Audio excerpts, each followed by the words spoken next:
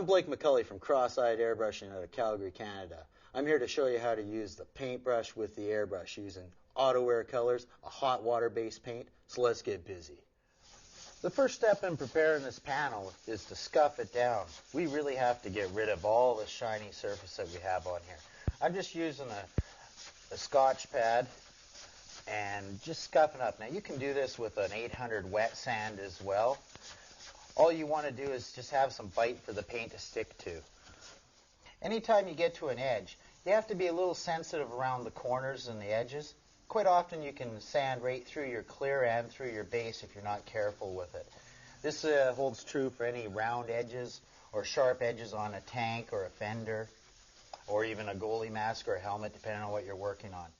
I'm just going to grab some mild wax and grease remover. Any solvent-based paint has a wax and grease remover product in its line.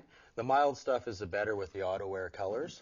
So we're just going to wipe it down here with a little bit of it. This is going to remove all the fingerprints and contaminants. Paint could have stuck to it if you had it in the shop. You just want it nice and clean to work with. We're just going to wipe it on here and wipe it off. This doesn't have clear coat on it, so we're going to pull a little bit of black off with it. I like to have it all sealed up with clear, preferably. But once we get this wiped off, we'll hit it with the same process with the mineral spirits as well. This will take off some of the chemicals from the wax and grease remover. We're really striving to get the cleanest surface possible to start with. We're just applying mineral spirits now, shoot a bit on there, and we give it a wipe down. Similar process, wipe it on, flip your rag around, drag it off. This pulls off all the contaminants. You can air dry this, let it naturally dry. I usually sometimes just grab the airbrush with no paint, just air. Dries off really quick, and we can shelf this so we can start on the next part of this project. And we have this amazing photo of this wolf that we're going to use for the next step for reference. Okay, I've also brought along with me 3 identical photocopies of this same image in black and white. We're going to systematically cut out these 3 photocopies and use them as a stencil to map out our image. This keeps your image nice and symmetrical. You can use it on either side of a gas tank or either side of a helmet, and you know the mapping is going to be perfect each time. The first one I have here is an outline only.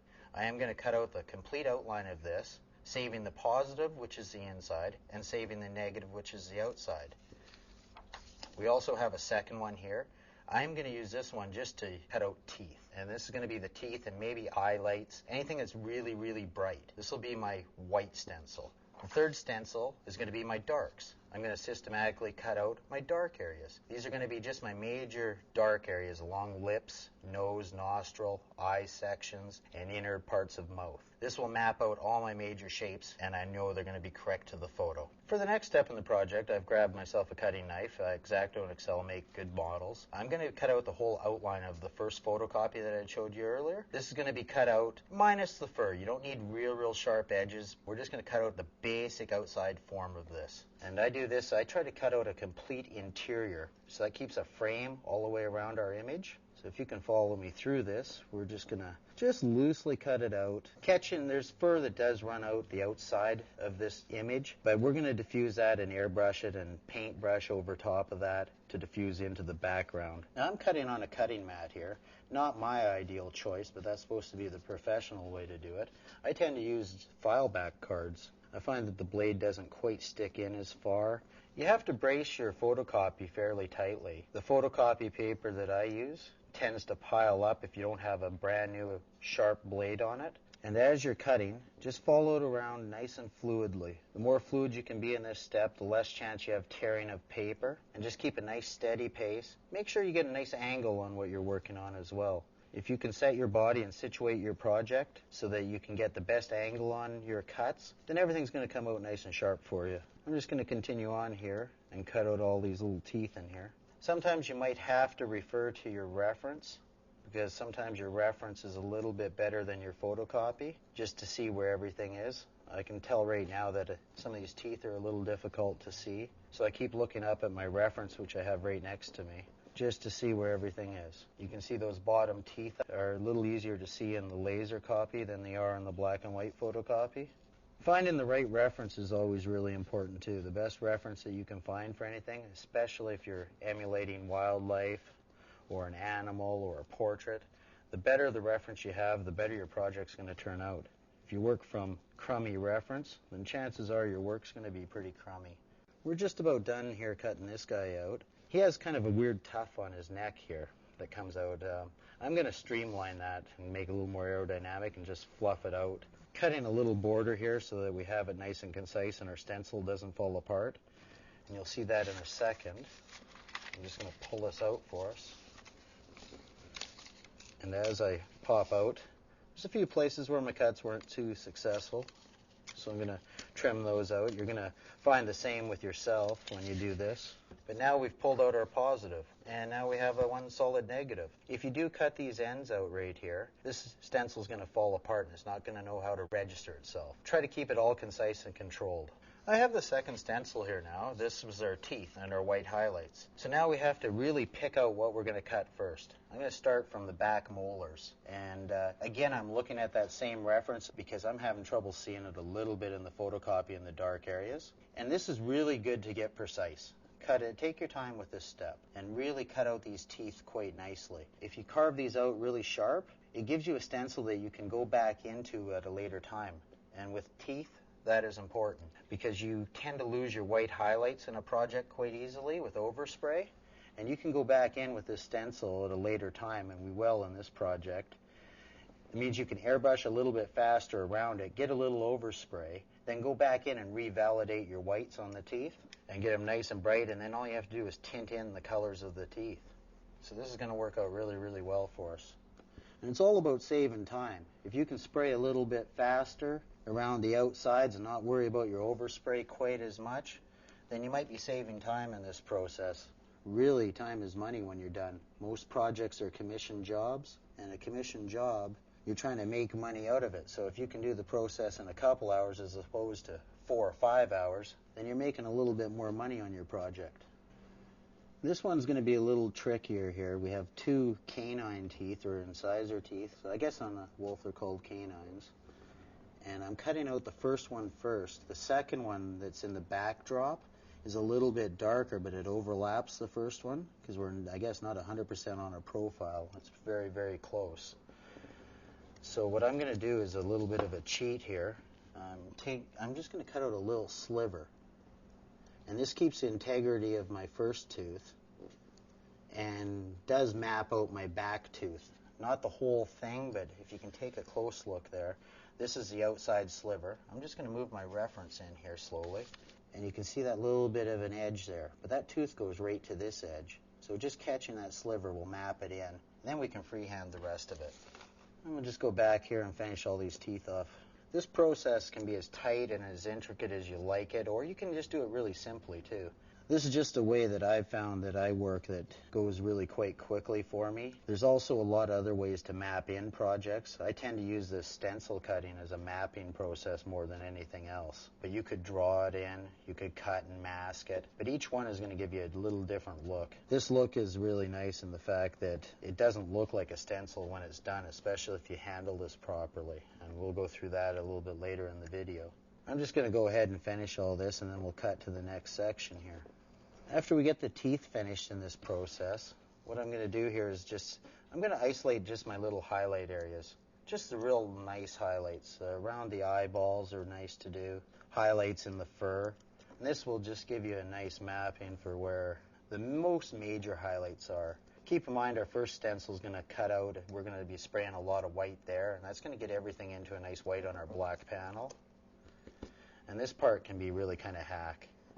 We don't have to be real professional about this area. We're just trying to find the major highlight areas.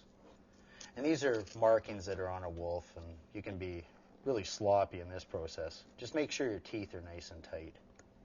We're going to spray these quite lightly when we get to that step, just to map them out. If you create too many lines with your stencils, your mural will look like a stencil, and we're going to try to avoid that. We're just finishing up here the last little bit of highlights. I found a few more little ones that I want to cut out here. I didn't cut out the back row of teeth on the top jaw. Those will be validated by the first stencil we cut out, and we'll get a little bit of ghosting of white in there, so we won't need to cover those ones. The rest of these highlights, well, there's one more on the eyeball here. And it's good to study your work. You know, you're going about this, you have to look at everything that you're doing and kind of foresee where this project's going to go. I've done this process thousands of times, so it kind of goes without saying for me. But Try to visualize how the project is going to finish and what kind of steps you're going to need. Look for everything, all the information you need. You could go here and you could cut out this part, you could cut out this part and every little one and take your time and spend an hour on it. And it might help you in the long run if you have troubles finding where you need to place stuff. But for my purpose, this is enough information for me to go on. To recap here, we've got our front row of teeth on the top edge cut out, a few highlights on the nose, a few eye hole highlights. They're very crude and rudimentary. Highlight on the cheek, top of his forehead, if they call it a forehead. A little bit on the sagittal ridge, that holds the muscles that go down to the jaw. A few little tufts on the top of the ear. Some lower teeth, some highlights on the tongue. And that's about all I need to go on. If you want to see this a little bit better, we put a white piece of paper behind it. You can really see the highlights well of what we've cut out here. Moving along on to the third panel, or our third photocopy, which is our darks. I've already cut out the top of his gum line, copying along the top row of his front teeth on the top jaw. I've cut out the dark areas of his eyeball, a little bit of his nostril outline. I didn't cut out the whole shape. That's not necessary because we're going to have a whole edge on his nose to work with already. And we can freehand up to that edge as well. I'm cutting out all these little dark shapes that are around the whiskers. It seems like every whisker seems to come out of a little dark mark. This is true in a lot of animals. You'll see it on tigers, you'll see it on lions, you see it on your family dog as well. I'm just cutting these out really simple. I just want to get the rows right. We're not going to use these as our final. We're just going to map them in really lightly in a transparent or translucent black or a blue-gray mixed together. Just map them in. We'll probably freehand these later with the airbrush, a little bit with the paintbrush to incorporate it afterwards. But as I said, we're just using this as a mapping system right now. I'm being a little hack here again, which seems to be the theme here. This is just to be fast with it. We just want them marked out really quickly. If you spend too much time cutting on this, it's really a waste of time. Again, just taking dark shapes and knocking them out. You're going to have to determine this with your own images, which you're going to consider a really dark shape and which is an important landmark to work from. Every image is going to have darks and lights in them, so you're going to have to determine what you need for information to go on to the next step. This is going to take a little time for you. You're going to have to sit down and do this process 3-4 times, dozens of times, maybe 100 times before you really know which parts to cut out. And you can't teach this part really. You can just kind of explain it to you that if you need it for mapping and you find there's not enough information, then chances are you didn't cut enough out of your image. Now, when you're doing your own drawings and you're cutting out your own drawing stencil, so I could have drawn this wolf out and cut all this out, then you're going to have to tone areas with your pencil of what you want to cut out. Okay, I think I've picked out all the dark areas that I need to work from, so I'm just going to show you the background here again. And these are all the dark areas that I kind of need to map from. Again, you can still go in and you can cut out a little bit of the darker ones and map out a little bit more, but you can trust your own art instinct if you're looking at your reference. You can go in here and you can freehand all this with the airbrush, and then we'll highlight it with the paintbrush and get it perfect, but you don't need everything. If you find you're struggling with the image, cut out more. It'll help you. We have our panel back. I kept it in a clean place so it didn't get dirty. And I'm just going to tab the corners down with some tape. I'm not spraying to the outside of this project as of yet. So I'm just going to tape the corners down. Now, you can tape the edges down, all the edges really good, but I like to have my project flexible. When we work, there's an ideal approach to your project. You might stand to the right, to the left, in front of it.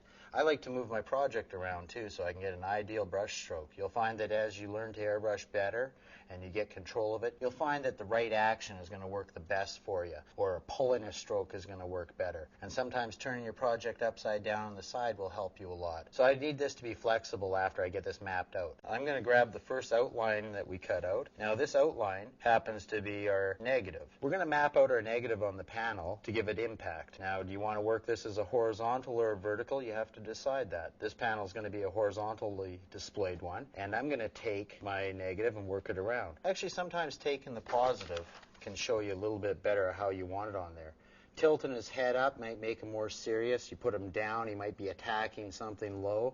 These are all impacts that you might want to consider with every image you're doing, how to get the maximum feel out of this. If I put him way over here, it's going to force me to probably paint the rest of his neck and body, and I'm a little lazy for that right now. So I think we're going to move him back here a little bit. You have to consider your background. Right now, I'm going to go with a black background because everything's going to show up really well. Maybe later on in the project, we'll blast in some special effects background into it or something. But right now, we're just dealing with fur and this wolf, and he's going to be the most important part of this project. We're going to get rid of the positive here, put the negative down. We kind of got a placement of where I'm happy with it. A lot of times, I lay it back in just to see if I got the angle the way I like it. This is really subjective. I'm kind of liking where he is right now. I like that impact. You might have discussed if we had a client for this project, you might want to discuss with the client what they want to get out of this.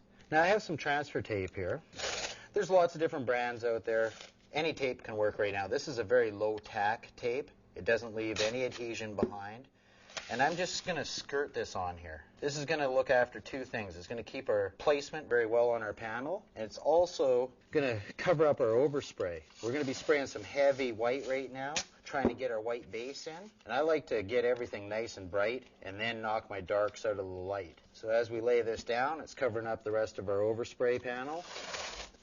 Always finding a pace with what you're doing is really important. Otherwise, you get a little flustered at times. You'll make mistakes. If you go too slow, you're going to lose money and lose your business. So you've got to find a nice, happy medium to work within. We're going to introduce Cretex Autowear. Most of the videos that you've seen are all solvent-based paints. We're going to use a water-based paint. I have a lot of students at the getaways that come and approach me and need some reference and some ideas and tech questions on this product. We're going to deal with this in a series of videos all based around Cretex Autowear. This is a 16-ounce bottle. They also make 4-ounce ones. You don't need this big a size unless you're doing a big vehicle and doing a big base on it. With this size, I have white in here reduced. Now, I reduce it because it's a little thick. Even the transparent white and the detail white is a little thick to work with right out of the airbrush. The airbrush is a 0.3. It's very small. The pigment is very thick in these. You can reduce it with extender medium from Autowear. You can cut it straight with water if you like. I tend to make my own mixture. I use Liquid Fantastic, and I cut it 50-50 with water, and then I start to thin out the product with it. I do it very slowly at first, add a little bit more if needed. Sort of melts the pigment a little bit. It dissolves it. And then clear coat it. Use your products that you're used to using from other videos that you've got and how-to techs, and really test it. And wait about 6 months to see if there's any problems with it. You're looking for solvent poppings, and solvent poppings is little bubbles in the clear. There could be little fish eyes in it, which would say you have contaminants in the paint or in your air source. But you really want to test everything you do, especially if you have a client. So get panels. Get tanks, get a helmet, and do a lot of them for yourself first. And that'll also build you a portfolio that you can show. And then take those and really look at them and inspect them so they're perfect. Because you don't want that happening to your client's project. Because then you're doing it all over, and you might even have to pay for the project that you're working on. Okay, it's time to get dirty here, guys. Grab your airbrush. Today we're using the Wada HPC. I have 7 or 8 different models, a few different makers. You're going to find what you like. Stick with what you like. I've modified this one a little bit. I have a clean out trap on it. This is really nice. It makes your grip a little easier. It changes it. But you might not like it. I also like the extended trigger on it too. You know, guys with big hands, you can jam into the cup. It's kind of nice to have the higher trigger as well. So we're going to take our mixture and just throw a little bit in there. Now I've stripped down my airbrush. Most of the top guys in the industry cheat a little bit. I've never run an end on it. I don't run my cap on it. And rarely do I run a lid either. I like it free flowing and light. And I find that most of the guys at the getaway, the top boys in the industry, they do the same thing. But there is repercussions. You do hit your needle a lot. Occasionally you give yourself a tattoo. That's sharp, that baby. As soon as you start running this thing and going a little bit, you'll know exactly what I'm talking about.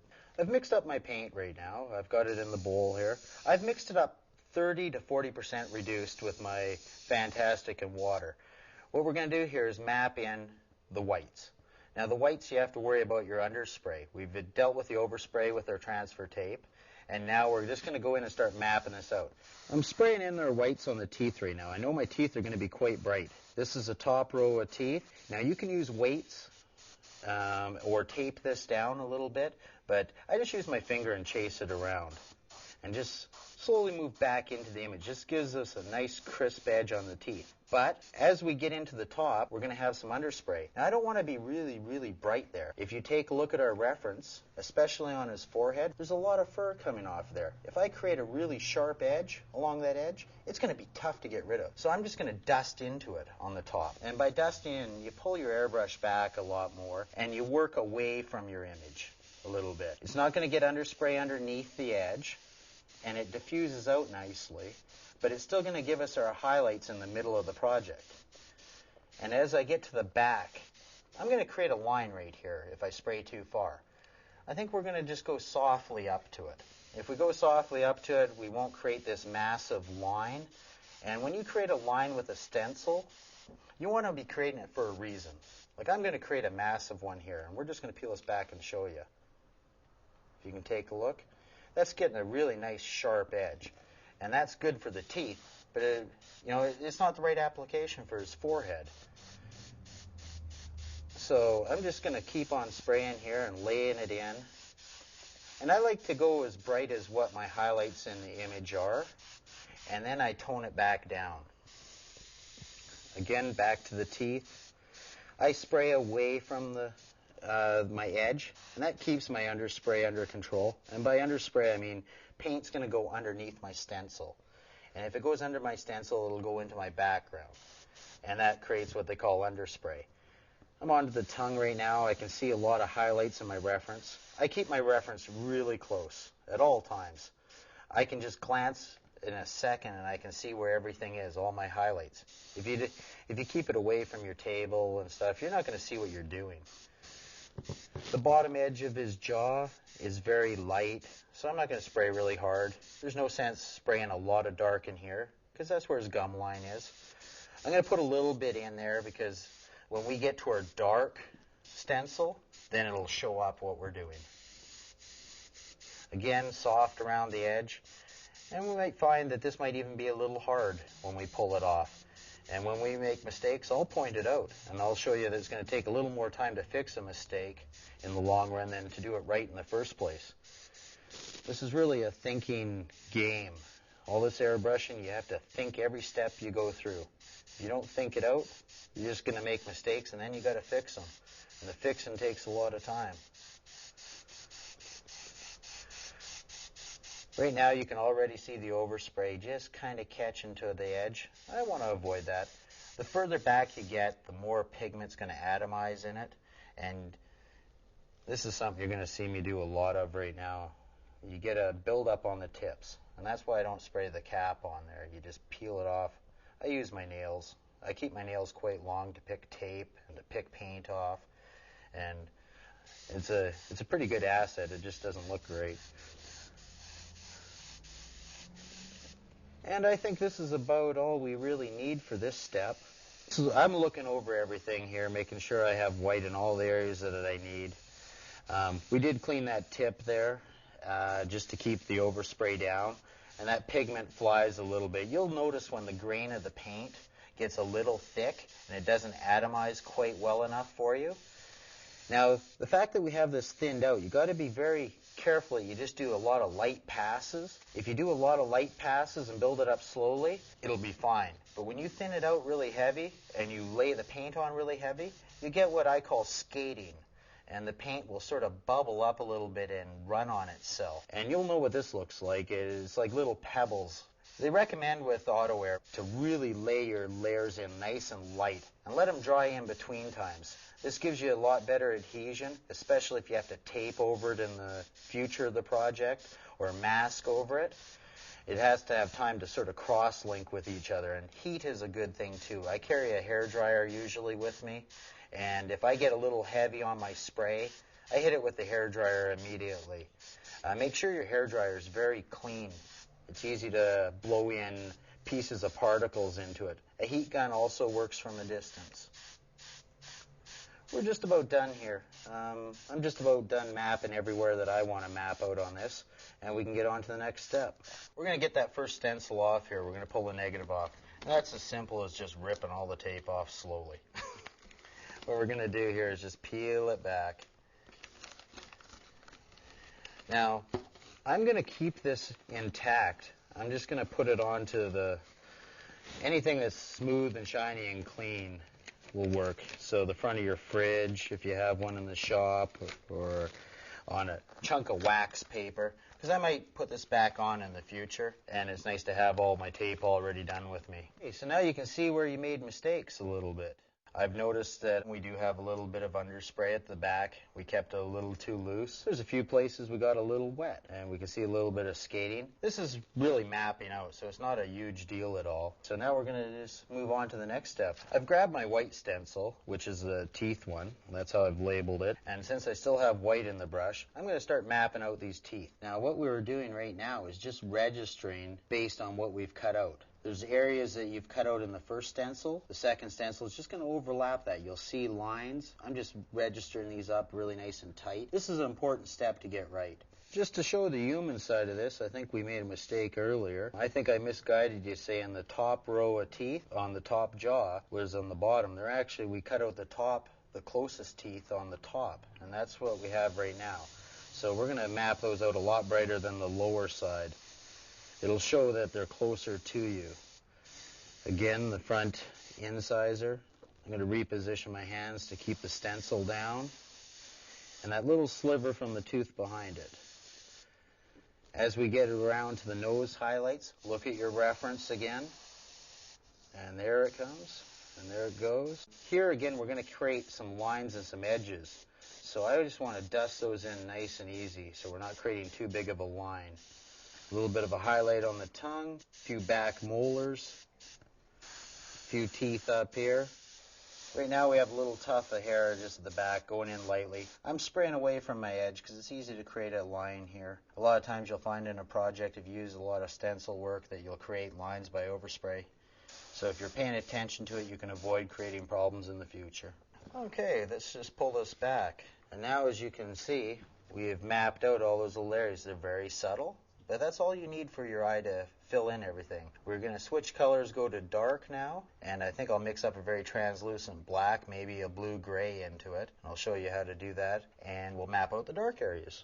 I just grabbed the detail cobalt blue. I'm adding drops to it. I'm counting my drops as I go. I'm up to 4 drops of this right now. This gives you a consistent mixture to remember for when you go on to the next step. If you have to emulate that again, I make a mental note of what I put in there. I've added about equal amounts of brown. Now, brown tends to not have the same strength as blue. Blue is a little more dominant. And I added a couple drops of detail black as well in here. This is giving me sort of a grayed out mixture. I thinned it out 30%, and now I'm mixing it up. I just dedicate a brush to it. That's why I put blue on it. It's not going to be a painting brush. It's a mixing brush. I tend to make them smaller, so I find that the big ones are a little tough, so I just break it off like so. A lot easier to work with. And if you label everything, you're not going to make mistakes. And don't mix over your project, too. Mix over a garbage can. Mix away from your project. You can see with my mixing, I've already got splash up on it. This goes on to your project, you got more stuff to fix. Right now, I'm just spraying out my mixture. I'm getting a lot of dot pattern outside of my mixture. It's pretty heavy on the blue side. I'm going to thin it out and add a little bit more brown to gray it out. Okay, I had to remodify my mixture a little bit. I added a lot more brown, pretty much doubled it, thinned it out a little bit more. I have a really nice spray going right now. Again, I have to register it. Now, this is a little difficult because you can't see your outside outlines. Measure off where you think the teeth are and your gum lines. I have to pull back quite often and just see where it sits. I have a nostril hole here on the nose that I've cut out. I can register that. I can see highlights in places, bottom of teeth. I got a gum line that's kind of showing here. And between those 3 or 4 landmarks, you'll be able to find where the registration is. If you don't get this right, you're going to have stuff that's crooked. If you spray it, then you're going to have to get rid of it. All of a sudden, you just added another half an hour to your project. I think I have it registered where I'm comfortable with. I'm just going to grab my reference. And with having this right next to me, I can kind of see where my darks are. And now I'm ready to spray. My nostril hole is really dark. I don't like working with black right off the bat at all. Black is such a hole. So I'm going to use this stencil a couple times. Right now, this stencil is just designed to map out. And again, I'm going to go really light. So you can see me kind of dust coating this on. I'm not so worried about my underspray. It can go around a little bit. It's not a big deal. Because right now this is just, well, around the teeth is kind of important. But this is just to map out where I want things, and then I'll probably map it in a little bit darker later. But we can freehand a lot of this area. When you first start, your freehand isn't going to be very good. I spent 3 hours a night for a year before I felt like I had any freehand ability at all. So it takes a lot of time and practice, so don't get discouraged. You start working with this stuff, it takes a long time to get control of this airbrush. Okay, mapped it out a little bit. Now you can see where my darks are. Quite often when you pull off your paper, it's really good to pull it off straight instead of pulling back. Your paint might still be wet, especially if you have a thin mixture. So try to pop it off high and not drag it over top of your paint. Okay, I'm looking at my reference again. I just added about 4 drops of black and thinned it out. Now this is a secondary darker mixture. I went in with a lighter mixture on my reference right now, because if I went in with solid black, and you'll see this line right here, this line is going to be tough for me to cover up. In the reference, it's a very soft diffuse line. So, you know, I maybe overcooked that a little bit. I went with a really light mixture there, so that I wouldn't create that. But these are you're going to find that these are tough to cover up. Now I'm going to go in with a darker mixture and really do my dark areas. And my real dark areas are in the eyes, around the nostrils, on the nose, around the gum line. So let's lay this out now. I got to register it again. That's going to be easy to do because those marks are already there. And I'm going to chisel out my gum line on here. Nice light passes again. I've got it thinned out quite a bit so that I can control the dot pattern and the atomization of this. So lots of light passes. And be patient with it. You go too much, you just create more problems is all you do. The nostril, you can go fairly hard. And this is 1, 2, there's 6, 7 passes in there. And they're nice and light. I keep the air running all the time that I can, especially when you're freehanding. All the top guys in the industry keep the air going down, pull back slowly. Just a lot of nice light passes on there. This maps out everything. That's fairly dark in there. The eye is still dark.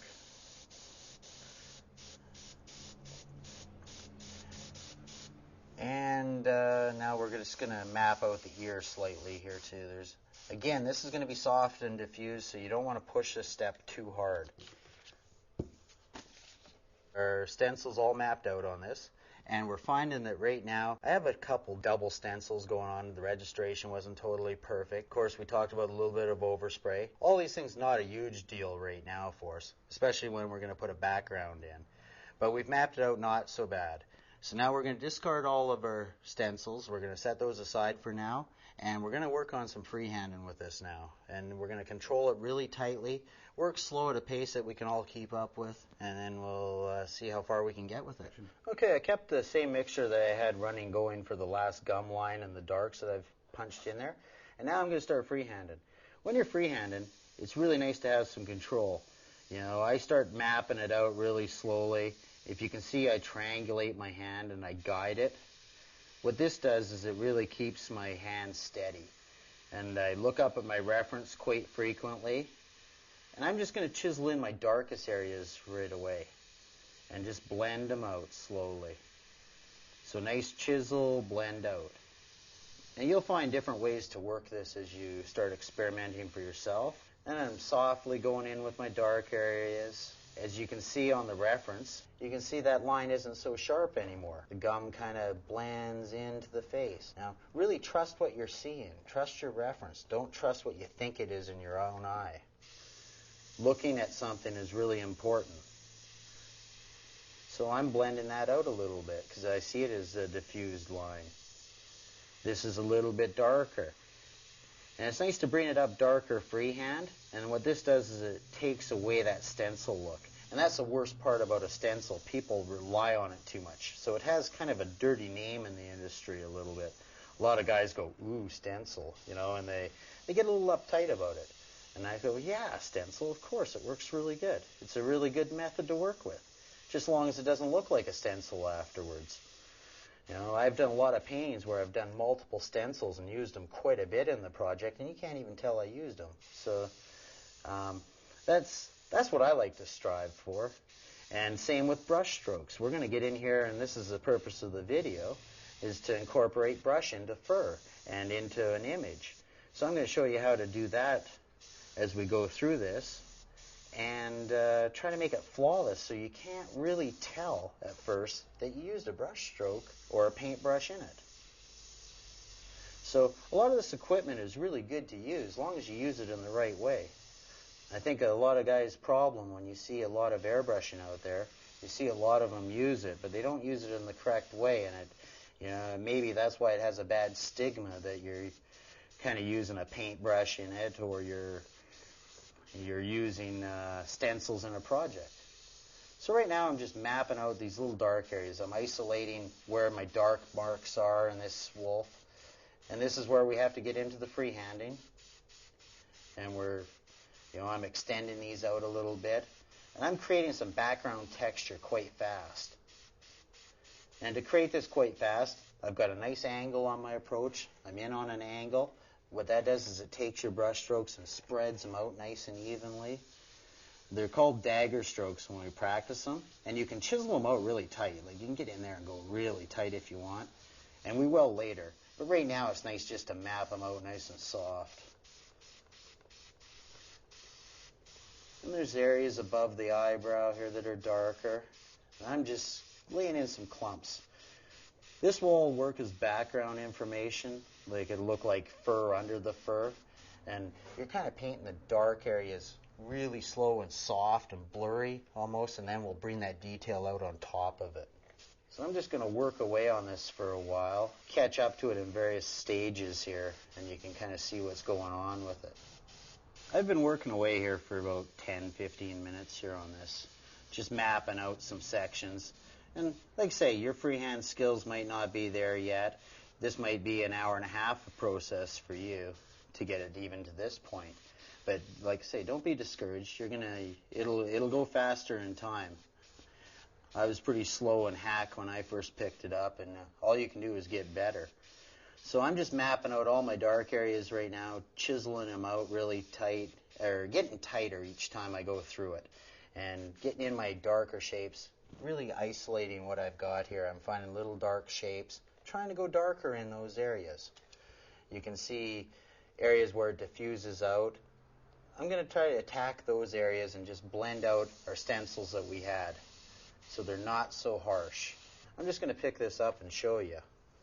I've got nice little dark gray areas in there. You can still see that line that I pointed out earlier that is going to be difficult to get rid of. It's still difficult to get rid of. We actually created a little line over here with the overspray.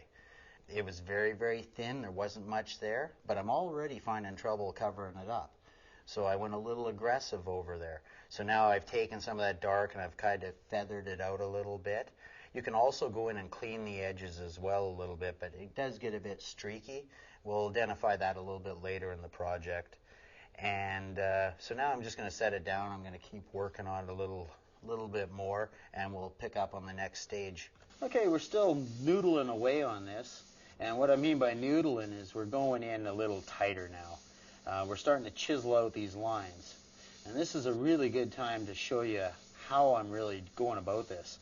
There's a lot of ways to pull brush strokes, and with fur this is really evident. There's kind of like the single stroke. And the single stroke is just coming in and you get the air going and then you just hit it and pull out of it. They're like mini daggers, and you keep this method going. So my air is going, and every time I come in close I'm pulling back just a little bit, letting the paint go. I'll do one out in the middle here a little bit so you can kind of see it. There they go. They're just coming in there really nice and lightly and pulling off. Now, in big areas, I like to do what they call a double hit. You're getting twice the value for your money. And I'm hitting it on the front stroke and the back stroke. So you keep your air going, you go bam, bam, bam, bam, bam, like this. And each time I'm going back, I'm getting a stroke out of it both ways. And this really fills your background really fast. And again, like I said, time's money on this. So I'm hitting it fast. Now your rhythm is important here. You got to get that pace with your finger pulling back at the same time each time you hit it. So start off slow. I'm going to just flip this over and show you. If you start off really slow with it, like this, back, forth, that's a good way to get that rhythm going in your head. Real slow. And then you can speed the pace up. And then when I start working, I'm bam, bam, bam, bam like this, getting them in as quick as I can. Try that on something that doesn't count first, and then you can apply it to your project. So I'm just pounding these in really tight and fast. And this is chiseling out our wolf. And a lot of times your wolf looks really good after this stage, and you don't have to go into a brush stroke. So I'm just going to continue on here, just pounding in these little brush strokes. And all I'm doing is picking out all my little dark areas and just trying to get a little bit of a soft texture to it. And this is going to be important for when we introduce the paintbrush. So we're going to clip back to me here after about 15 minutes or a half an hour of working. We should have this pretty tight at that point.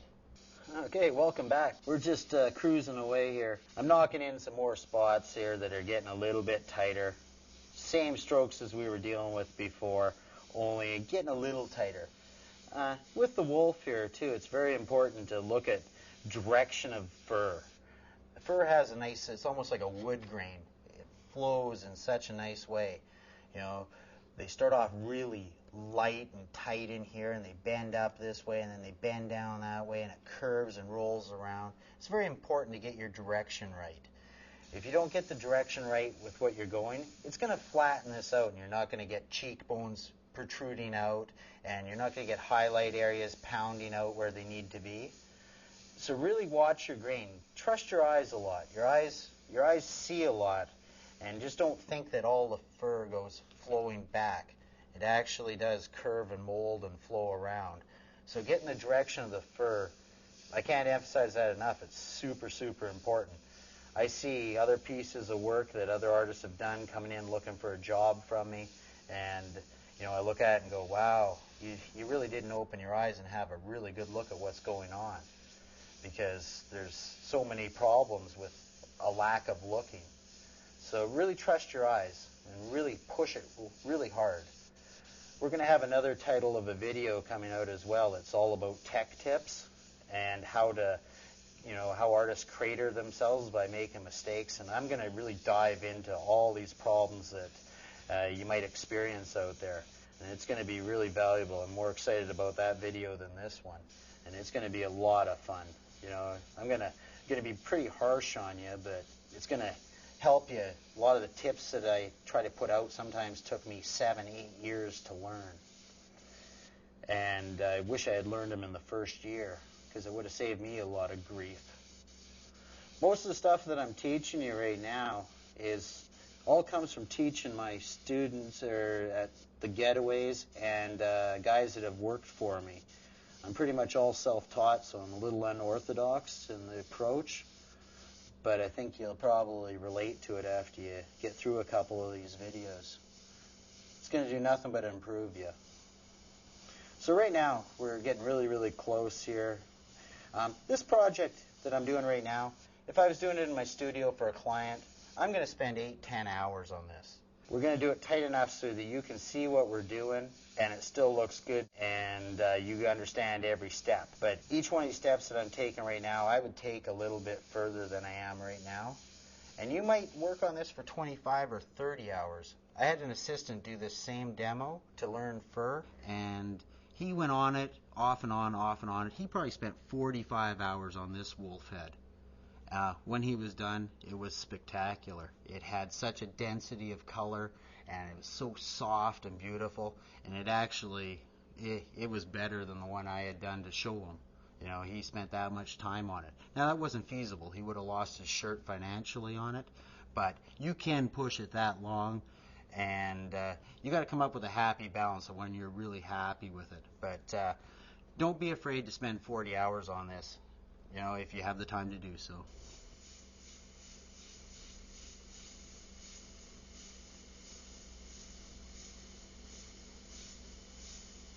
I've changed my color now. I've gone into a little bit of a gold transparent. I'm working all in transparents, a detailed graphic red, and a root beer brown.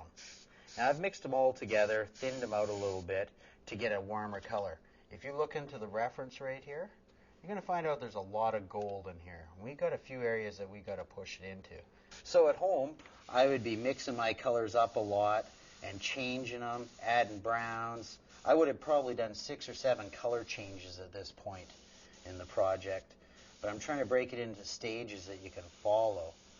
There's a lot of warm colors on the back of his neck. Now, this is very loose right now, meaning loose, I mean I have really thin color.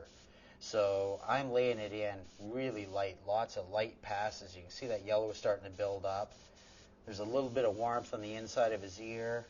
I'm just kind of tinting some areas right now. And I'm finding that I'm a little bit too yellow. It's not coming out as warm as I'd like. So I'm just going to quickly drop in here 2 drops of red and then another drop of brown. Quickly going to do a mix. I was really thin, so I'm not going to thin it out anymore.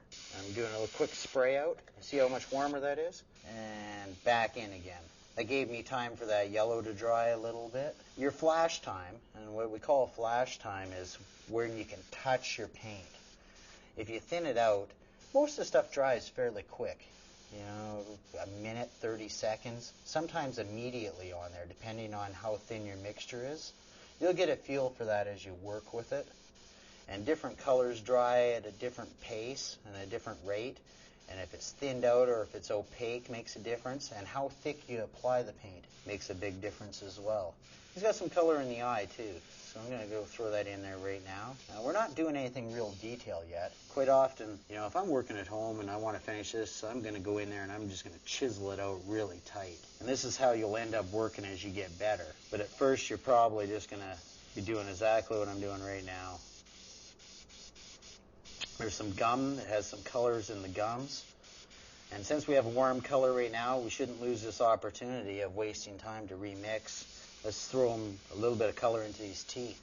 If you look really close at our reference copy, there's lots of warmth in his teeth. Yellow and brown together quite often, or like a root beer, mixed very transparently, makes a good tone color for teeth. The bottom ones have a little bit more blue in them because they're in the shadow area. Mixing color is really important. If you mix the right color, quite often it does what it wants for you for the project. It'll lay it back into the right area. It'll bring your highlights out for you when you need it. And there's a lot of warmth in this tongue too. So I'm going to tint that right now a little bit and get it warmed up while I have this color on the go.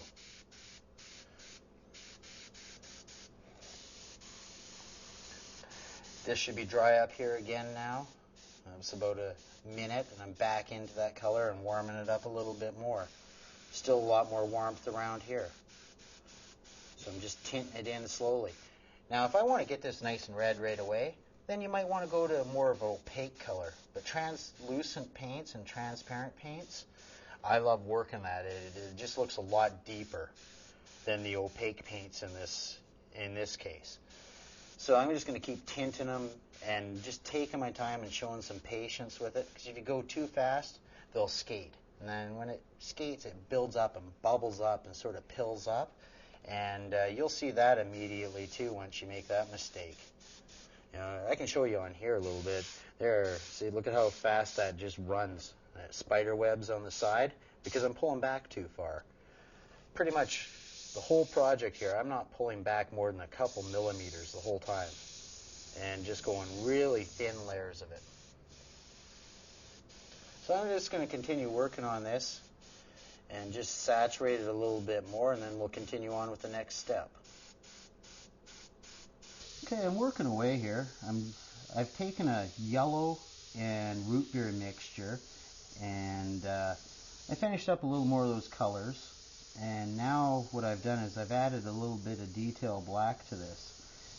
And this is where I start chiseling out things a little bit more. This is like freehand, and I'm kind of drawing. I am drawing with the airbrush right now. And just mapping it out, chiseling around the teeth. And this is, I'm going a little sloppy. And remember we had those stencils that we cut out for the teeth? That's why it'll be important, because I can go back in now and I can validate or revalidate the whites in there. Now if you're working with a candy color or something like that, you don't want to approach it this way. Candies have a bleed through, so you have to really be militant in saving your whites. But here, I'm still saving my white, but I want to be able to go back in with my stencil and get them back in. So I'm just going to chisel these out until I'm kind of happy with it. And by the word chiseling, I mean I'm just starting a really tight line. I'm going around my tooth, and then blending it out into the gums, and then slowly into the teeth. And I'm looking at my reference just to see where the dark edges are. There we go, just follow it around. And then blend it out. I went into a little bit darker black now, and just in the real darkest areas I've been chiseling out the black and working out the darkest holes in the fur. And in the nose and in the nostrils, a little bit in the gums. And it's starting to come together now. It's actually looking really sharp, although we can make it really good when we get into the paintbrush, where we can really get the detail in there. I brought back our initial positive. We have a pure black background. We're going to use pure black. We're going to just get rid of some of that overspray. Now I'm going to keep this stencil fairly loose. Remember we got that underspray before that created these little dots? Now what we're going to do is we're just going to go back in and we're just going to pull it up a little bit and feather it out, because I don't want to create a line the other way as well. And this just looks after our overspray. Granted, we've got a really easy fix here with this. Because it's black on black, it's pretty easy to fix up. Now, if we had a nice candy color underneath there, that flexibility isn't there. So we might have cut and masked this job out and maybe used a stencil over masking tape or cut a stencil out for it. Or we could inversely go back in with Q-tips and we can actually clean off that overspray, providing we have a solvent-based background and not a water-based background, or we could have sealed it up with clear first before we do the cleaning. So this really got rid of that quickly, and I'm just going to pull this away and we're going to move over to the back of them. We still have that line in there a little bit. Now that I have a heavier black, I'm just going to blend this guy out into the background. And now that line is starting to go away a little bit. And a good way to check that out is after everything dries, we can go in with that wax and grease remover. We can lay it over top of it. We can pound it on there. Don't wipe it really hard. And you can kind of see what it looks like with clear on it to make sure you got rid of all your overspray. And we'll demo that a little bit later on here so you can see how it looks. I just did a quick clean out here. Clean the brush really good from this stage. I went from black to white, and a good flush on your airbrush is a really good thing. You don't want to leave any pigments in there. They'll come out as a little splatter, especially if you're doing big graphic shapes. And right now I'm just chiseling out some highlights. My brightest highlights in this wolf, and just catching the edges. This is building a bigger, deeper base to the fur. If you take a look in, if we can pan up to the bottom of the ear here, we can see little clumps of hair in there that aren't very bright in this. So I'm just building it up in the shapes that they are, pulling them out. Because the fur right there is coming out right at you. So you got to change the direction of your fur. This is where you have to be really tight.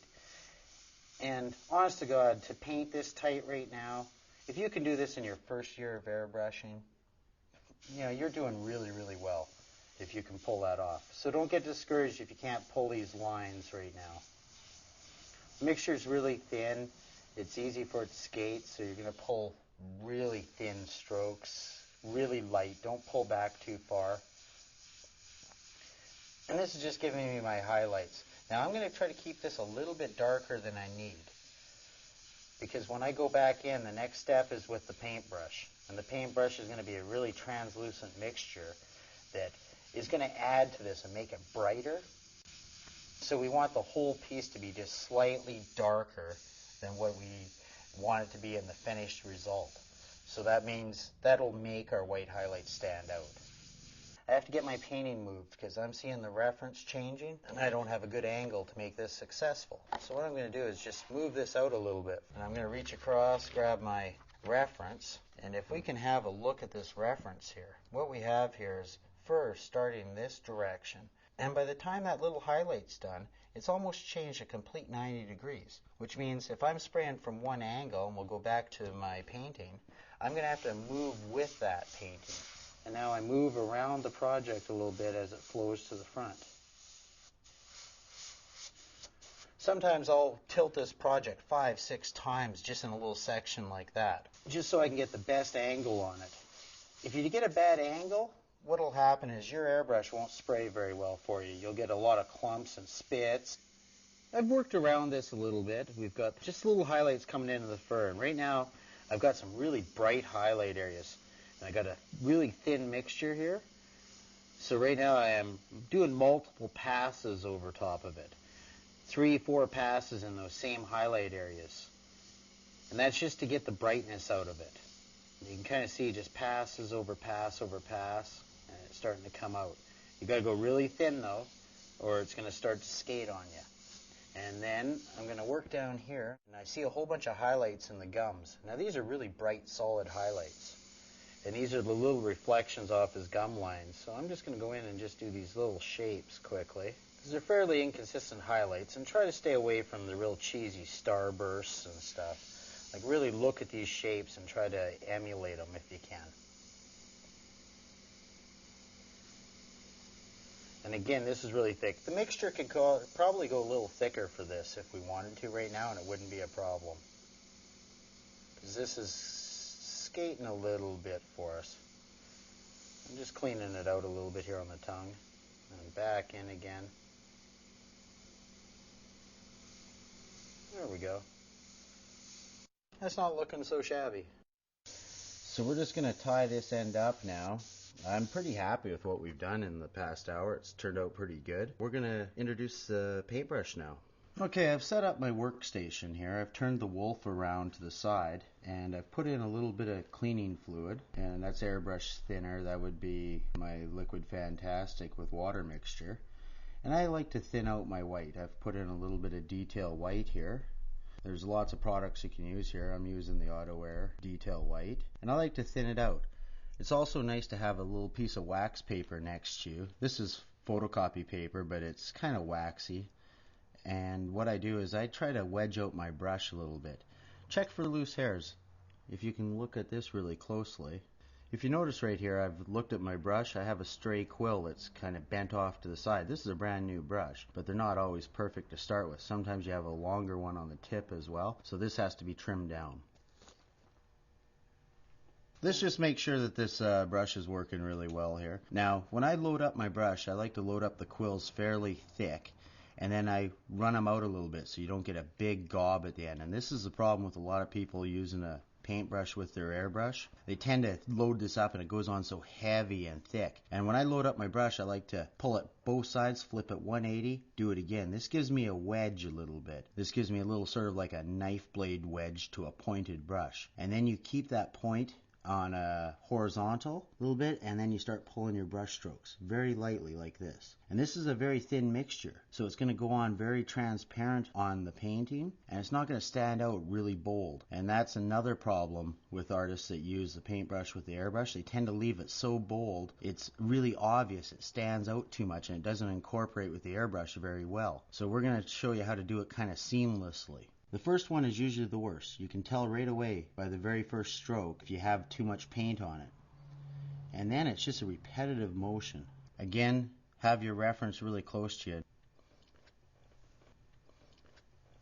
You usually get about 20 strokes out of a loaded brush. Get my wedge going, and then away we go. Now I'm looking at my reference as I'm painting these. Sometimes I'm pulling 3 strokes as I look at my reference, because I'm following my reference with my eye just slightly ahead of my paintbrush. So sometimes I don't even look at my paintbrush too much while I'm doing it. So I'm just picking out my highlights, and that was about 20 strokes right there, ready to go again. This is a speed thing. The faster you can go at this step, sometimes the cleaner the strokes are too. Again, let's look at the grain of the fur. The fur and the length of the fur is important too. Around the eyes, in the snout, the fur quills are very short, so you want little short strokes. As we get to the back behind the ear and on the top of the head towards the back of the neck, it's more like a mane and it gets a lot longer. So you're going to have to pull your brush strokes a lot longer. See, this was a good load up. I might have even got about 30 or 35 strokes out of this. When you're done, this could be a couple thousand strokes. The advantage of using the paintbrush rate at this point is just for the detail freaks. It really is. This offers something that maybe your competitors in town might not do, and if you do it flawlessly, the detail will really draw people in to look at. The airbrush is a great tool, but it can't quite create this kind of detail that the paintbrush will create. It's just so sharp and crisp. Like if you can see this edge really tight, Now I have little pieces of fur coming off of there. This would take me forever with the airbrush.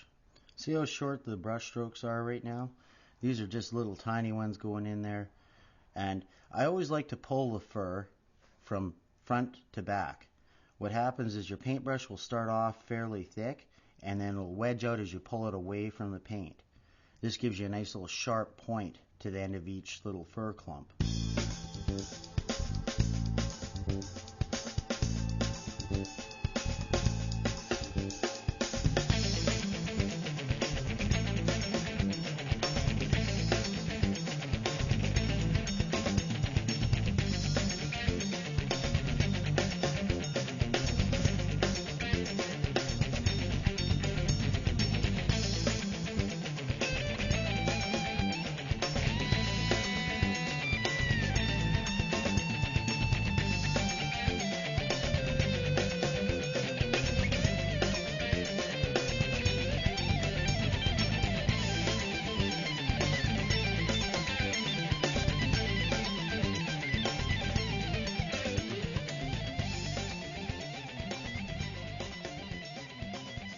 Again, that fur will get really short around the eye, and you got to watch for the swirling. They get really almost to points in here.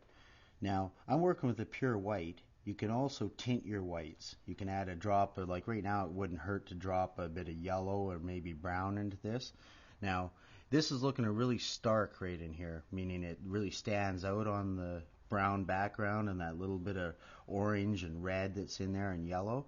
Now, I can go back in and tint this with the airbrush afterwards, and this will start to disappear a little bit. You'll still see parts of it, but it's a nice blend back in with it. So we'll have to chase this area later, and perhaps right in here a little bit too. This is getting a little harsh as well, so I'll mix up a darker gray and go back in and tint this. I think it's faster to do it all with a white brush first if you can, and then tint it with the airbrush rather than change your color in your palette to suit each little region that you're in. Okay, I'm going to move up a little higher on the wolf right now. I'm going to shuffle my guard paper here. I have this so I can rest my hand on it without creating sweat marks and fingerprints onto my painting. Right now I'm just looking for my grain, see what direction they're all flowing and how long the quills all go. This is a good part. If you can get in really close here, you can see those dagger strokes that I'm doing right now where they start off thicker and get a little thinner. Sometimes I do these in clumps. Keep in mind that the fur kind of overlaps itself. It's nice to do it in kind of waves. Really study your reference to see how the waves overlap each other. And maybe we can go and move up to the reference right now. And what we see here is there's a little bit of waves and patterns and bands of fur. The fur kind of overlaps itself. It's a little more obvious if you can follow me down here. You can see waves in here just slightly. And this is how you have to paint then. You have to try to copy all these little patterns in the fur. You know, as it comes into the mouth, fur comes in, the top one of the jaw comes down, and they kind of join each other. You can do this and study more reference of that same animal that you're working with.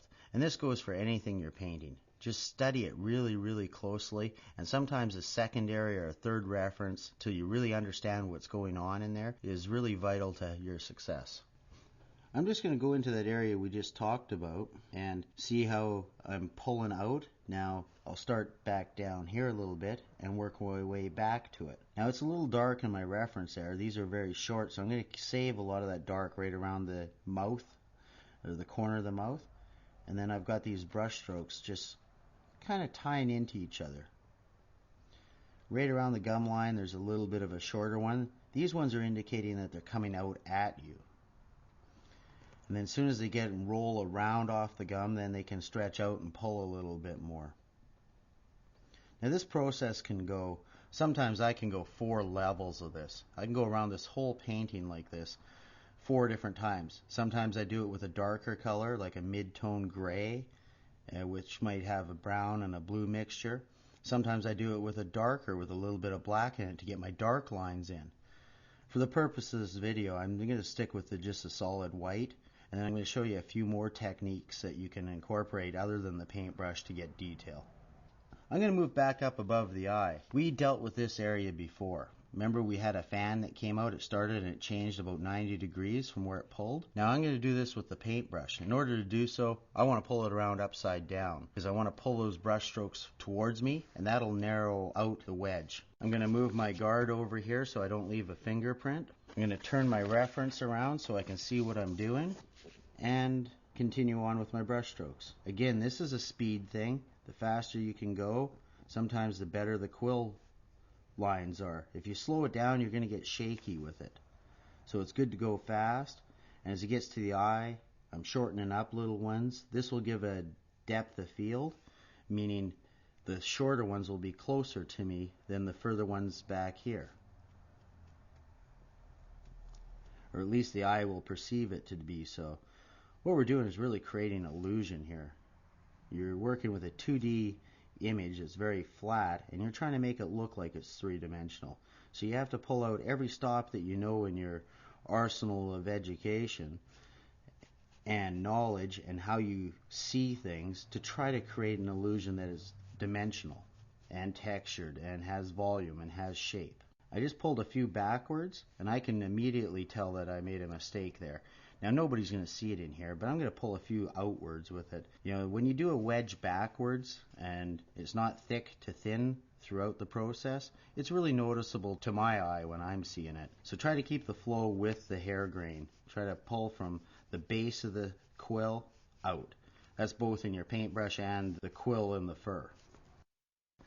I'm just continuing on to the bridge of his nose, and these are really short ones. They're little clumpy ones, and if you do a whole bunch of short clumpy ones together like this, and since he's snarling, his nose kind of wrinkles up a little bit, so you want to create a wrinkle surface that goes around, and this is kind of created with short little brush strokes that roll around the top of the surface, so you can kind of treat them like little sausages or little fingers in the wrinkles, like look at an old wrinkle dog or something and see how it moves. Again, front-on visual of a snarling wolf is nice to study too because you can see what it's doing from a different angle, so you know what you're trying to achieve from the side angle. With my reference, you can see that it's a little bit flatter than I like. I'm embellishing this a little bit, and it's a little bit blurry, so I'm taking a little bit of artistic license. I think I can do this since I've studied it so much. I can probably make this guy look a little nastier. I'm going to move on up to the teeth now and just do some highlights on that. There's only so much I can show you about this fur. Now if you take a look at the tooth up here, we have a multitude of highlights within the teeth where the sun has hit it. The light source is definitely from the front and a little bit from the top. So I'd say our light source is coming in about like this. Whenever I start a project, I like to pick my light source, especially if I'm inventing the light. It's good to identify where your light is. Now I'm going to cheat a little bit and do a little bit more of a central light, and I did this already on the tooth. I put a little bit of highlight to the middle as opposed to just on the front. What this is doing is it's giving me a little more dimension to the tooth. Now with the paintbrush you can do the same thing. Just a little bit of a highlight, really pull them out, and this is where a thinner mixture works really nice. So I dipped a little bit into my thinner that's in the tray next to the paint, and you just pull it out with a little bit of a highlight. The back side too is nice to just put a little bit of a backlighting on. This will distinguish this tooth from the tooth behind it. Now if we find that these brush strokes are a little harsh, and they can tend to be harsh really easy, all we have to do is chase this a little bit with a really translucent color that's very close to it. So I can go back in here with a little bit of a brown gold mixture that's cooled off maybe with a bit of blue or a bit of black, very subtly, and I can just chase that out a little bit so it's not as obvious. You can also inversely go in with white and just chase a little bit of a white highlight over top of this, and it will make it blend back into the tooth a lot better. Now this goes true for anything you're painting. This could be a skull, this could be, you know, a dragon that you've done. This works true for just about any object that you can paint.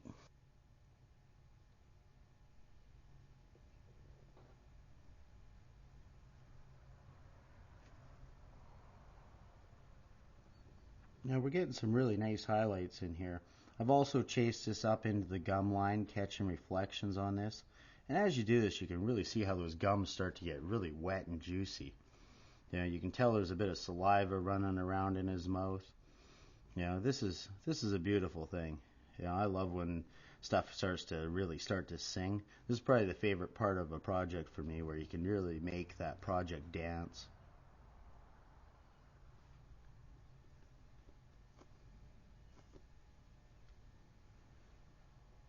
little highlights in the darks of the gum. You can see that on a reference if we move back up. Now there's the highlight I just put in right there. This is a little bit diffused. I think the photo was a little bit on the blurry side. We can paint it that way with the paintbrush, or we can tighten it up a little bit and make it sharper with the airbrush. This is just going to give a different look to your actual overall painting. And one is not better than the other. It's just a personal choice. I have clients that really get off on this brush work that's really tight and detailed. They feel like they got a Robert Bateman or something out of this. There's nothing wrong with that. And some guys like a really blurred, diffused look, long as the detail is implied to it. You can choose which one you like. Now I'm working upside down still, and it's just because my brush strokes are working better for this part of it. Sometimes it's confusing to flip your brain around upside down just to try to see what's going on in the reference. But long as you got your reference on the same angle as your painting or very close, then you're going to get that grain right. The best thing to do is just no different than the airbrush, is try to get the best angle of approach for your brush stroke or your airbrush stroke.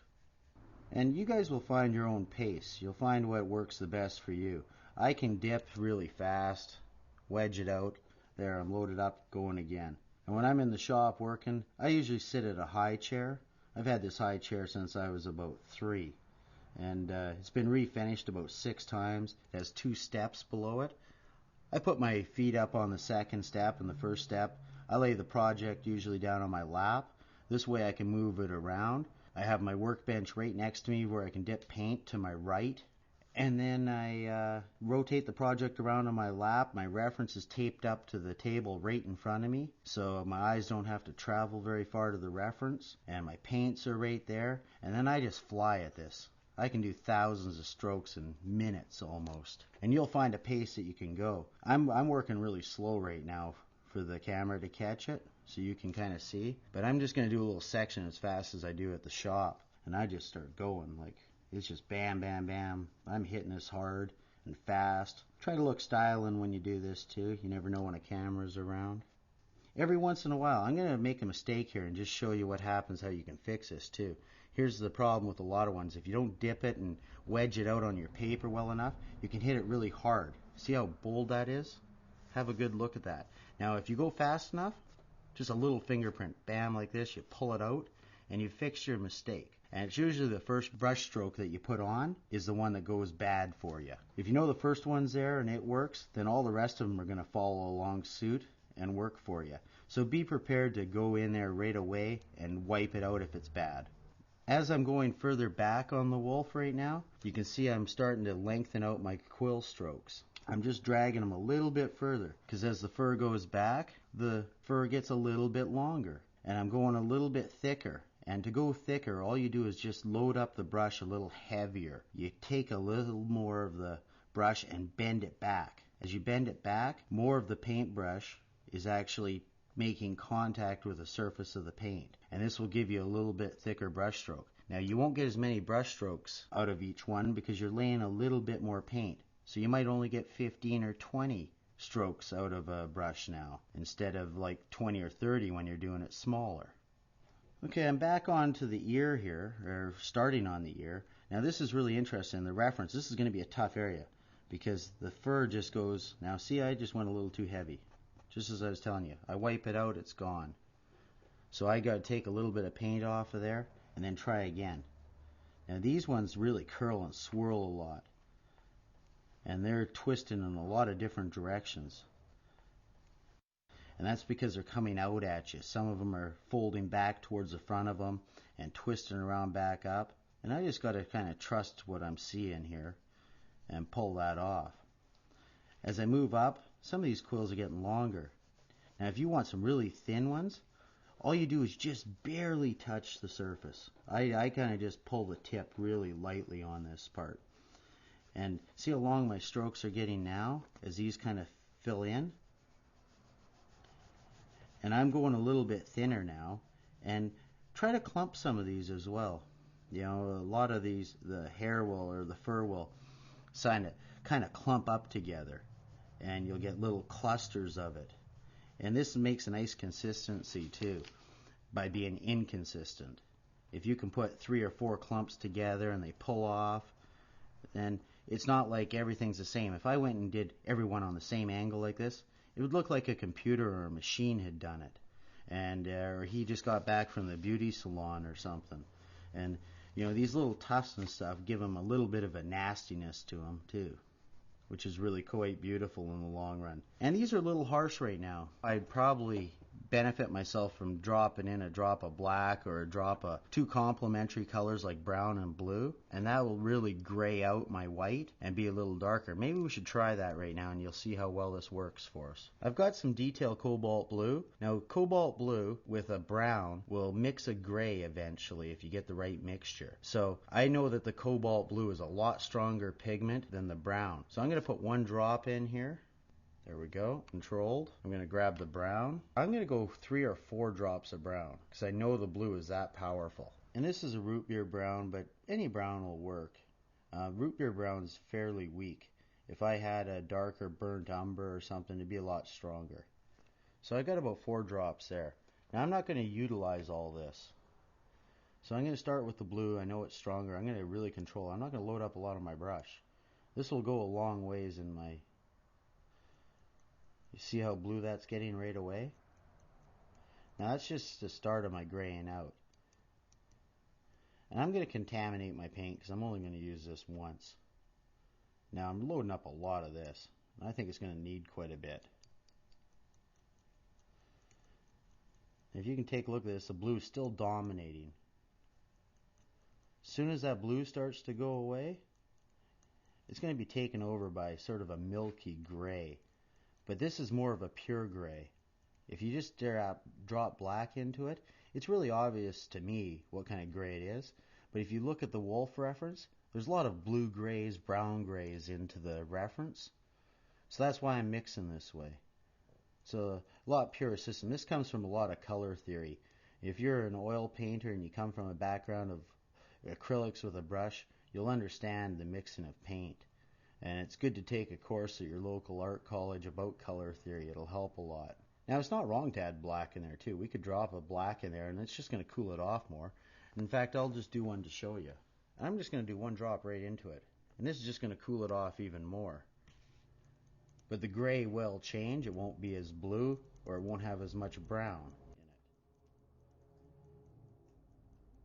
it. Now, I just found out we have a consultant on the staff here today. We have Craig, the owner of Cretex Autowear. He's brought in a lot of new products down, and he explained to me today over breakfast that blacks have 2 different tones to them. They're either a brown tone or a blue tone to them. And you'll see when you atomize your paint that it's going to go one direction or the other when you add black. I can tell which ones are which, and over time you'll see this. Your eyes will get conditioned to it. I want to add a little bit more blue, a little more brown into it. I think the blue is a better color to go with right now because the area that I'm working on his forehead has more of a blue tint. This can be time consuming, but it's well worth it. So now I'm ready to go. I'm going to add a bit more thinner to it. My thinner's in this section. And that's just going to create a nice thinner flow to it. So let's get back to the painting. Okay, I'm back to where that fur was a little too bright. And now I'm going to start just below it so you can see how effective the darker gray is. Now see how the darker gray is going in there and it's looking so natural? If I had done that up here, and I'm just going to work back into it, it's going to look like it belongs more. This is going to save me a lot of grief with the airbrush where I have to go back in and get rid of it so it's not so obvious. But if you do this step for every little area in here, where it's a little warmer and you change it, you're spending a lot of time in the mixing palette. So I do a tap dance between, is it faster for me to cover it up with the airbrush and tint it down, or is it faster for me to mix the right color in the palette?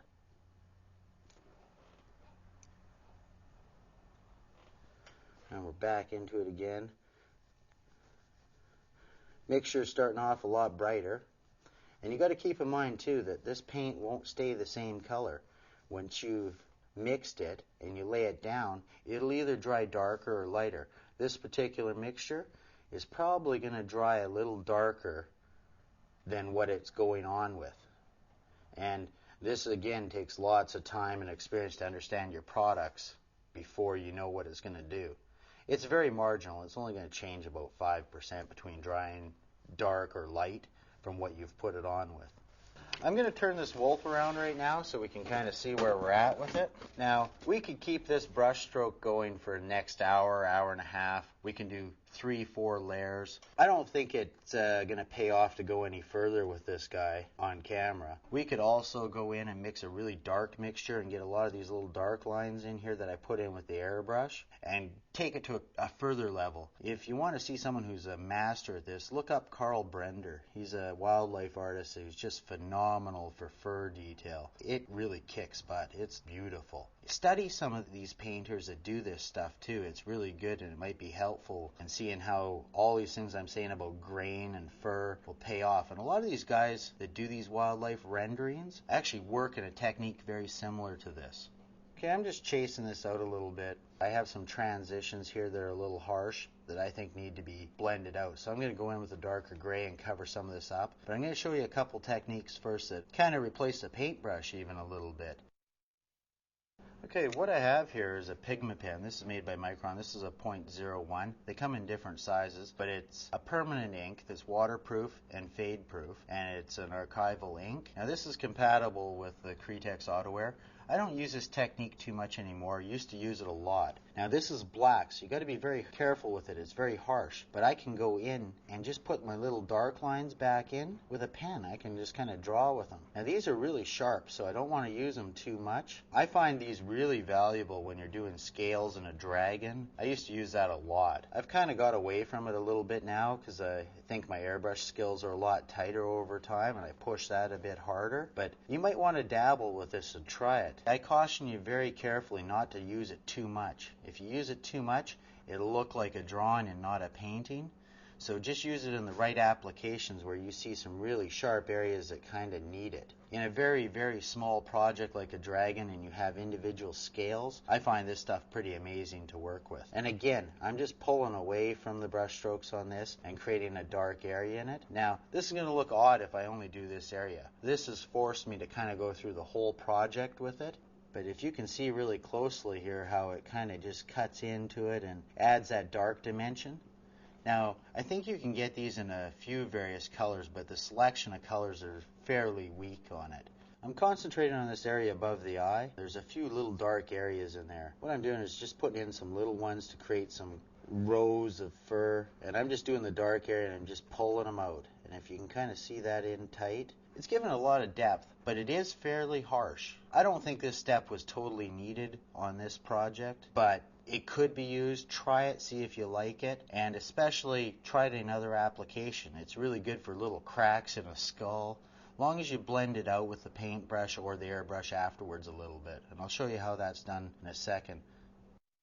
I got myself a different product now. This is FW Artists ink. They're acrylic base. They're a lot thinner than the AutoWare, and I can use this as an ink but still compatible. I use a fair bit of this product when I'm doing my tight detail. I also brought a Rotterdam art pen. Now these art pens are really quite beautiful. I use them in my sketchbooks when I'm doodling. I also brought myself a little suction feed. Now this plugs into the brush. This I can suction feed it and pull it out of any color of ink, and I can draw with it very similar to what I was doing with the pigment pen. There is a problem with this. You have metal on metal. It's a metal quill. As you can see, this is based on a co-quill pen, the old steel nibs. You can scratch your paint with that tip if you're not careful. So you have to have a light flow, and it works best if you have a good base already going. So if you have a whole bunch of, say, AutoWare white down, it'll absorb into that quite well. And this is going to take a little while to get used to with this technique, but you can control all your colors. You can custom mix them, suck them into our suction feed,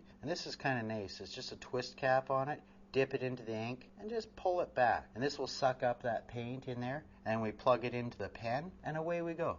Okay, what we have now is our sepia. Now I use the transparent line. The opaque line will clog up this pen very well. The transparents are perfect for this application. Now you want to clean this out fairly quickly. These will dry in and clog up your nib over time, and that only takes a matter of about a half an hour. I have my siphon all the way down, dip it in, and now I'm sucking it back up.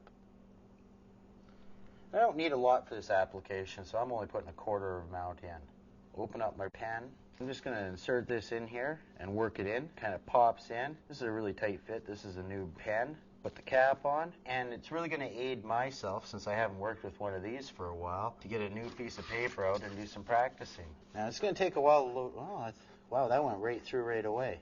That surprises me. It's been a while since I've worked with one of these, and you got to be concerned a little bit about this. If you don't work with them right, you can see the little dots left behind, and those will be really obvious in your product. I'm just trying to work my strokes so I know that it's going to work. Now, I got to be light with this. Otherwise, I'm just going to etch my panel or your client's gas tank, and I don't think he's going to be real happy about that, and then you're going to have to use a lot of clears to bury it. So we're just going to go light. Now, depending on how much porous material we have, I put a bit of base on there. Hopefully this will flow nice. There's lots of times that it works really well. There's other times I go on it, it doesn't work very well. So I just bail from the process altogether. So I get it going, and there, now we got some brown going on it. I'm noticing something right away. You know how we've pulled the paintbrush from front to back and getting thick to thin? As I'm working on this, it's doing the opposite for me. If you can really notice that, the wedges are going in reverse. So I'm going to improvise. I'm going to flip this panel around and work it backwards. And I'm going to pull them in reverse. And what do you know? It works better this way. I didn't expect that one. I tell you, it has been a while. I used to work this way a lot just for the detail factor. And if you take a close look, it's quite nice. Now, this is still a little wet. I can actually probably smear this a little bit and blend it out a little bit so it's not so obvious. Again, this has its particular application, but I kind of wanted to show you a bunch of different methods on how to get really, really tight detail into this. One is not better than the other. I got to really emphasize that. You got to really feel out your client and your personal taste on what you want to achieve. And sometimes this is a good way to go, and sometimes, you might want to leave it just the way it was. Like some of this area in here isn't so bad. I think it could be worked a little tighter with the airbrush, but I mean, it has a nice feel and appeal all by itself. The areas in here aren't so bad either. This is kind of a technique where you can incorporate all 3 of these techniques or 4 of these techniques into one piece. You can do 1 or 2 of them, or just leave it at 1. And this is a decision you'll have to make on your own. The big advantage to this pen is just that you can really custom mix your inks to it, or your liquid acrylics. You can get a light yellow in this, you can get a blue in this, and when you have the Pigma pen, quite often you're limited to what they manufacture. And I usually only see black, but I know they have, I think, a sepia red as well. If you have the whole bank of FW paints, you can mix whatever you like and get whatever color you want out of it. And that's a nice feature. In concluding this, we're going to go to one last final thing. We're just going to go in and mix up some paint back in the airbrush, and we're going to soften this up just so it's not so obvious. And that's a lot of the hang-up with guys who have come from an art background and tend to use a lot of paint work or brush work in their airbrush because they get frustrated, they can't get the details, so they go to a paintbrush to get it. And in the end, it's very bold and it stands out really harsh on there because they don't know how to control the both of them together. So the final step is really to try to blend out some of our brush strokes so they don't look so obvious. Be nice and consistent and look more real in the long run. I've repositioned my panel to work effectively for me, and I've mixed up a blue-brown mixture, heavier on the blue, which means the blue is only about 1 or 2 drops compared to about 10 brown. And what I'm doing now is, if you can see here, I didn't like this area because I was too harsh with the white. That's why we mixed up the gray. Now I'm just kind of tinting it out.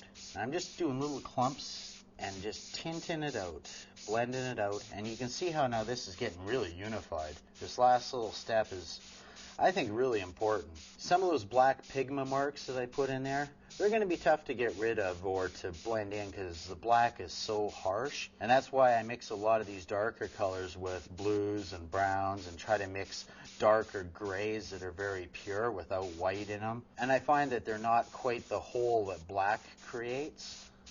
Black sometimes is just really harsh. It works as a whole. And you've probably heard this before with oil painters and acrylic painters and watercolor. It tends to hold fairly true. Although there is points where you really like using it, like in pupils and stuff. I don't think it's 100% bad, but I prefer to mix up a darker color with complementary colors. Like a really dark color with cherry red and a cobalt blue and a little bit of deoxidized purple and stuff. They're really nice. They get really nice and rich. And I prefer to use that to black when I can. But sometimes you are forced into black. And we'll go in here under the eye. I'm looking at my reference a little bit. And right now what we've created is, my photo is fairly blurry. I've actually created more detail in this area than what my reference has. And if this was a clearer photo, it'd be easier to render this tight.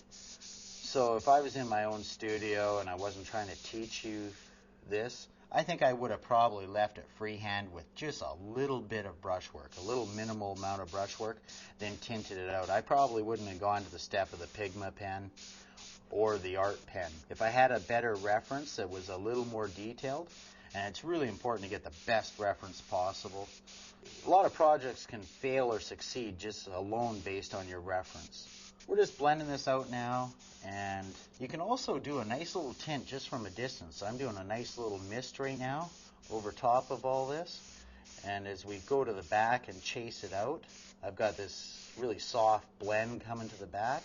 The more I blend this out, the more it's just going to disappear into that background. I see it start to disappear. This is nice right now. Picking some clumps around my highlights, picking out some of the beginning of the stems. Now I got a really thin mixture, and I got to be careful I don't get it to skate. I just noticed it start to skate right there. You can see that, guys? That's what I call skating. Fix that. I'm just gonna smudge it out. Do it with the grain of the fur. Just blend it right back in. Touch it back up with a few more. Sometimes the screw up, if you catch it early enough, that's all it takes to fix it. And you're gonna make a lot of them, because I still do. As you can tell, we have a very matte finish on our background right now and over our surface. These panels and tanks are intended to be clear coated afterwards. So when we're done this project, we're going to put on a urethane solvent-based clear. Now you can use any manufacturer, Sikkens, RM, House of Color, Ditzler, Herbert Standox. It doesn't matter. They're all the urethanes are pretty much compatible. I have painters that do my clears for me. I don't tend to do them anymore because I'm doing too much art. But when this comes out done afterwards, it's going to be so shiny. It's going to look like a sheet of glass. I use a solvent-based wax and grease remover, the mildest form that you can find, and ask your paint supplier about this. After this is dried, which only takes a couple minutes, sometimes I hit it with a hair dryer, we can wet this down with wax and grease remover. As long as we don't wipe it really hard, it shouldn't affect the paint too much. You will pull off a little bit of the overspray with the wax and grease remover, but you can kind of visualize it and see what it's going to look like with cleared. And this will bring out some of your mistakes of overspray. You'll kind of see them before it goes for clear, and it can save you a lot of hassle and grief having to re-clear after you do a touch-up because you made a mistake or left a mistake that you couldn't see. And we'll do that right in a second here after I'm done tinting this. Right now I'm just picking up my dark areas in the reference. I'm just blending everything out and just tinting everything that we airbrushed and what we paintbrushed, and I'm trying to marry all these processes together right now. Now, I didn't go through this whole wolf. I just did the top half with the paintbrush and the Pigma pen. To have some uniform consistency, I would have brought it through the whole painting and painted everywhere. And you guys can go home and spend another 7, 10, 15 hours on this and make it right. But right now, we've got this guy about as close as we need for this video. He's looking pretty sweet. The last thing you do is the whiskers. And there's a couple whiskers above the eyebrow and a whole bunch of them on the snout. And I've actually sent projects out a couple of times without doing the whiskers. And yes, I had to wet sand it and redo it and then re-clear. And you only do that a couple times and you get more thorough with your work, because every time you have to re-clear it's costing you a couple $100 usually. So try to remember to be thorough, that you completed everything and you got rid of all your overspray. And on a black panel like this, black overspray is just as easy as matching the black and spraying it out. I can do a lot of different techniques to complete these whiskers. I can freehand it in, but since we've done brush strokes, I'm going to mix up a brush stroke that's probably on the black side because our whiskers are fairly dark with a little bit of a highlight on them. There's some dark ones in there. There's a little bit of a highlight on the top edge of the whiskers. The back sides are fairly dark, so we're going to have to mix up two little mixtures in the paintbrush. I still have those in my palette. Then we'll just put these whiskers in and blend them out quickly, and we're going to call this baby complete.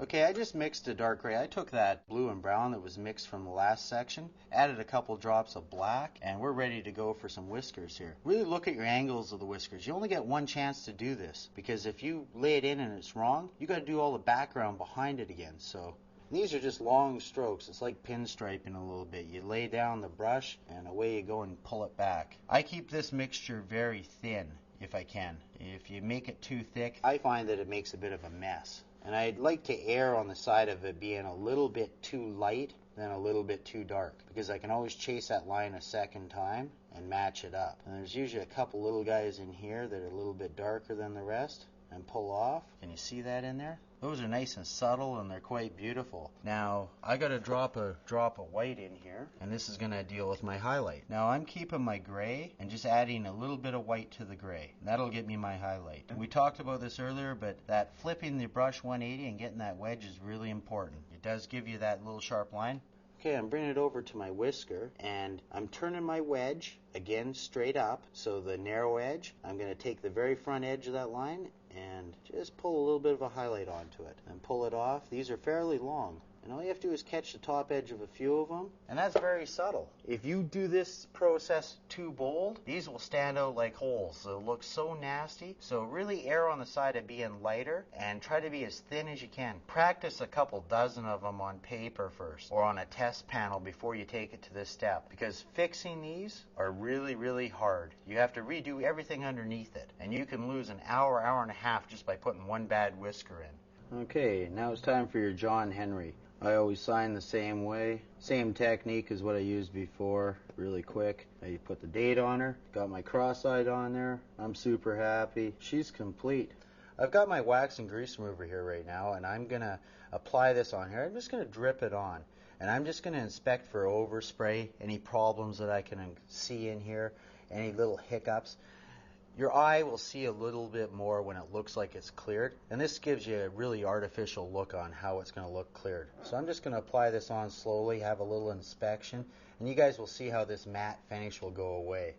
This is just going to drip down. You can air dry this afterwards to get rid of it, or you can even gently wipe it, but I don't recommend wiping too much. It does tend to pull a little bit of paint off of it. Now I'm looking at this a little bit. There's a bit of overspray around the outsides. This can be solved with just going in with a little bit of black, and that won't be a problem. I can do that in seconds. You can also lay the positive stencil back down that we had cut initially and just spray around it loosely, and that'll keep your overspray off the teeth, etc. Again, be very careful around your edges so you don't lose your edge. Like, better to freehand this area, lay the stencil to touch up the overspray around the teeth. Okay, I think we're done with this bad boy. He's looking nice and evil. Sort of looks like he could eat your mother-in-law, so that's what we were striving for. This is perfect. I want to show you another little panel that I pulled off here.